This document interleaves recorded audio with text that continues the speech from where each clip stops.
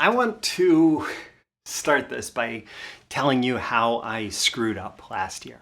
Uh, there were a lot of times in the last year where I feel like I did not accomplish anywhere near my potential. And, for those of you who've watched me from the outside, maybe you say, wow, Roy, you do a ton for someone who's not accomplishing their potential. But from the inside, I see things, I see time that could have been spent in much better ways. I see activity like where I could have been much more effective. And one of the biggest gaps that I realized between where I believe I could be and where I am, or the things that I believe that I could have accomplished and the things that I did, comes down to this idea of small work. So this came out as I was journaling around New Year's. I was writing in my journal. I was just thinking about, the year behind, the year ahead, etc. And I realized that something I need to focus on a lot more is the small work, the little things, getting these little things done. And so I want to break that down for you today and hopefully make it incredibly useful for you so that whatever big goals you have for 2022, for your entire life and future, you are able to accomplish them much more effectively and actually faster by focusing on this one little thing. These are the proven direct response marketing, copywriting, and entrepreneurship success strategies you can use today to write your own ticket and create the life you want. I am Roy Furr, and this is Breakthrough Marketing Secrets. Now, here's today's breakthrough. Okay, so small work in my head, like when I kind of laid this out, the big three areas that you need to focus on to make small work effective is number one, your day-to-day small work, the activities that you're doing. Number two, how you actually make your biggest dreams a reality. So small work isn't just about what you're doing today. It's how that is tied to the dreams that you have, the big dreams that you're looking to accomplish. And number three, small work is about actually knowing how to deal with the struggles around productivity and when things aren't working right. And so let's dive into those three things, shall we? So small work from day to day. Really, like what this comes down to, you've heard the saying, a journey of 1,000 miles begins with a single step. You've heard of maybe like taking baby steps to get to success. And those things are absolutely true. And it's a nice reminder that, okay, if I want to get from here to New York City, or if I want to get from here to San Francisco, I need to define the route, and then I need to go take a step and take a step and take a step, or hop in my car and, drive 10 feet and drive 10 feet and drive 10 feet. And getting to the destination is so often about getting the tiny things done. And those tiny things are often the things that we don't want to think about. They're the things that are we want to already be there. We want to have already reached the destination. We love to dream about the destination, but we don't love this idea of sitting down and doing the work, of getting the work done. And if you want to be successful, so much of what is unseen in the big successes in this world are all the little things that people did just on a day-to-day basis, an hourly basis, the little things that they got done. And so let me be very specific about an example here. One of the ways that I've created value in the world for the last few years is by writing sales letters, writing VSLs, writing that sort of thing, like writing some kind of sales message. And I find it's incredibly easy to come up with a big idea. I find it's incredibly easy to come up with like a campaign plan. I find it's incredibly easy to come up with all this big picture conceptual stuff, and I'm great at it. And I can even be really great at outlining, this is what the sales message needs to say, boom, boom, boom, boom, boom. The place where I most often fall down, the place where I most often falter, the place that most often for me takes the longest by far, is that actual period of time where I need to sit down. Okay, I have the big campaign plan. I have all of that structured. I have the big idea. I have an idea of what I want to say. But then how do I sit down and I write this line, and I write this line, and I write this line, and I write this line. And I just need to get that first draft out.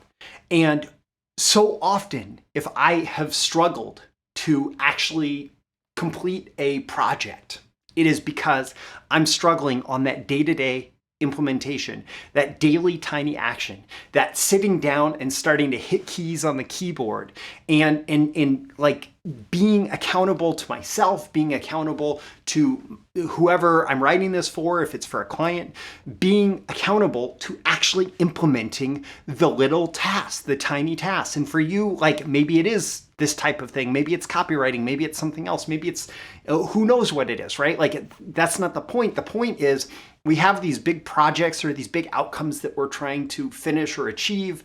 And the thing that is actually going to get us across that finish line is the tiny little tasks that we struggle with from day to day.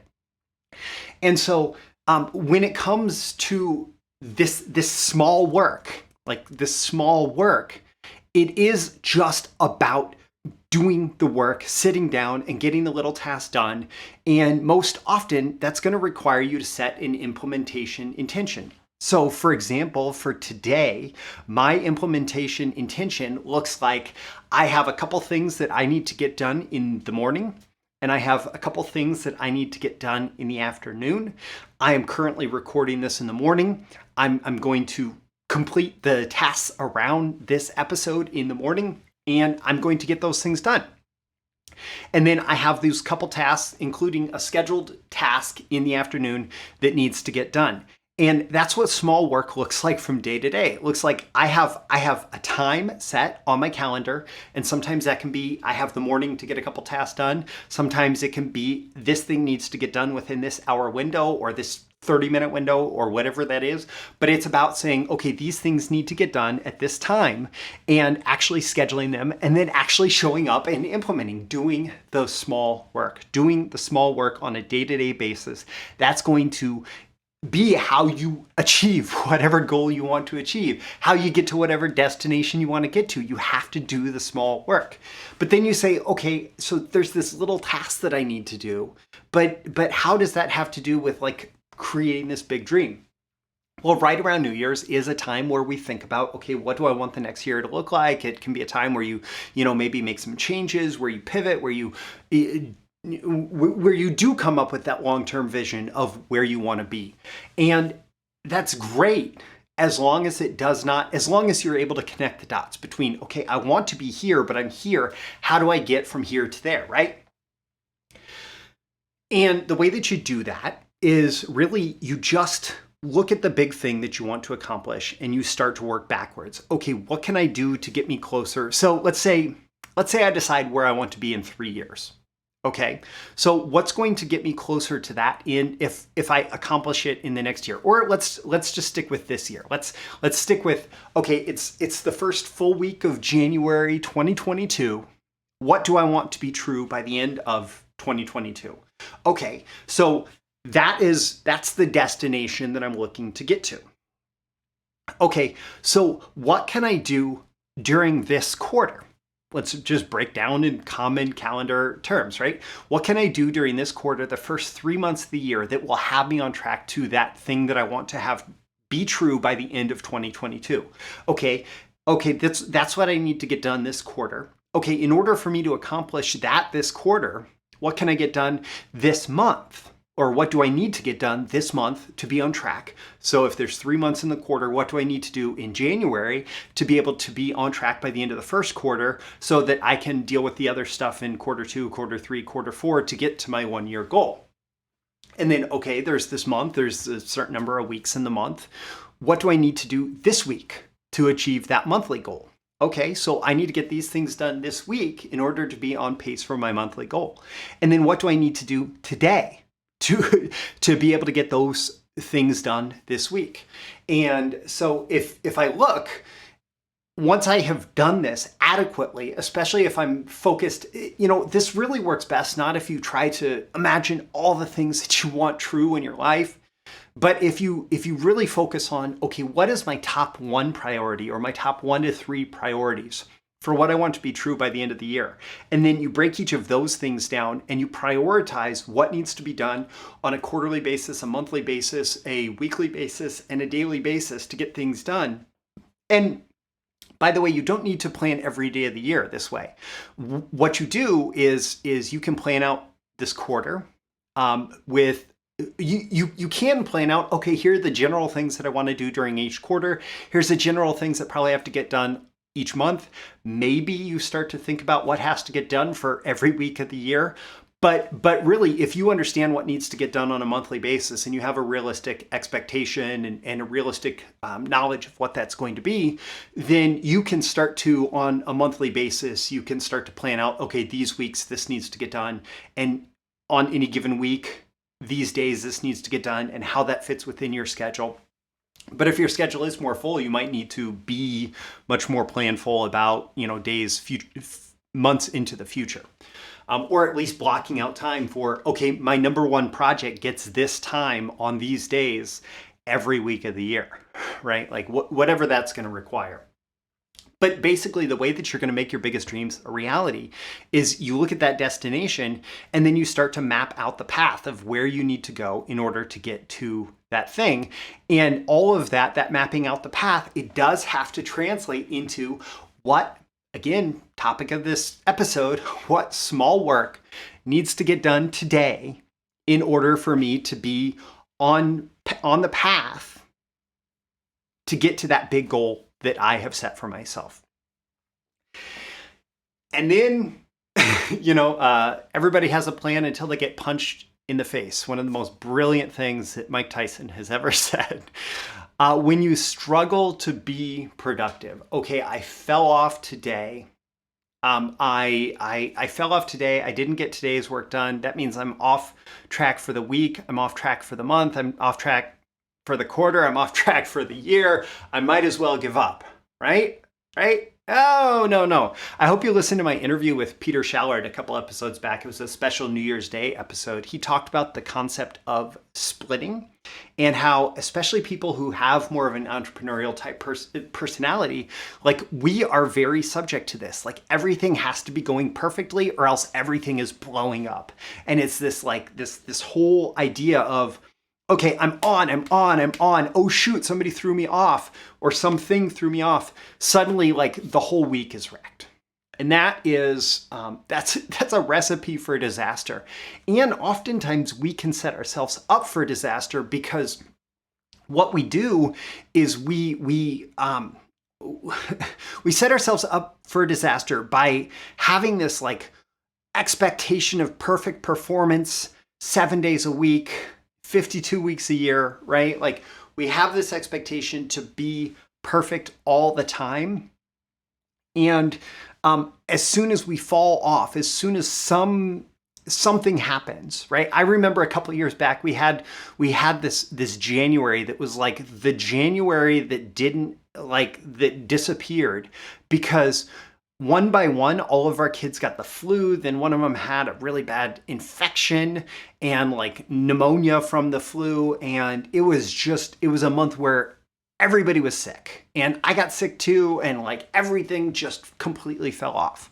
And I remember it took me a couple months to recover from that actually, because I was much more prone to splitting than I am today because I expected perfection. And then once everything blew up, it was just gone, right? And so you have to be able to embrace imperfection. So part of this actually goes back to that whole process of breaking down your big goals. If you assume that you're going to have perfect performance every single day, if you assume you're going to be at 11 out of 10 every single day for the entire year, and then you run into some roadblock, you run into some challenge, something doesn't work as expected, you're probably going to really do far worse than you expect. And so you have to embrace imperfection. You have to embrace that things aren't always going to go exactly as you want them to go. And so you have to, like, there's a stoic concept where it's about premeditation on the things that can go bad. It's premeditatio malorum, which is it's like it's doing a postmortem on a project before you actually complete the project, before you actually do the project. So you think forward into the future. Okay, things screwed up. how did they screw up and how are we going to fix them? And then you come back to that point where you still haven't launched the project and you're able to adjust and adapt for things not going perfectly. Well, you have to do that in the context of this type of planning.